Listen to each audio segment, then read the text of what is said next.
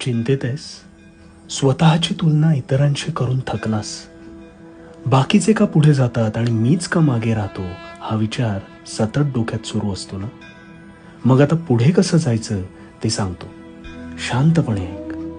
मुळात तुला तुलना करायचीच असेल तर स्वतःशी स्वतःची कर. ह्या जगात स्वतःचा स्पर्धक बन. म्हणजे तुझ्या कामात तुला सर्वोच्च शिखरावर पोचायचं असेल तर त्यातील सर्वोच्च माणूस त्याने केलेलं कार्य पारख. त्याचं कामाचं तंत्र ओळख आणि मग स्वतःच्या कामाचा मंत्र बनव.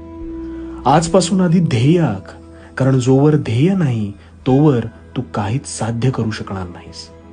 अर्जुनाचे लक्ष निव्वळ त्या माशाच्या डोळ्याकडे होते. इतरांचा त्याने काहीच विचार केला नाही आणि म्हणून तो यशस्वी झाला. म्हणून जोपर्यंत तुला कुठे जायचे हे कळणार नाही तोपर्यंत तू भटकतच राहशील. ध्येय आख, स्वतःवर नेहमी काम कर आणि मग बघ तुझी ध्येयपूर्ती निश्चित आहेच. आणि भिवू नकोस, मी तुझ्या पाठीशी आहे. भिवू नकोस, मी तुझ्या पाठीशी आहे.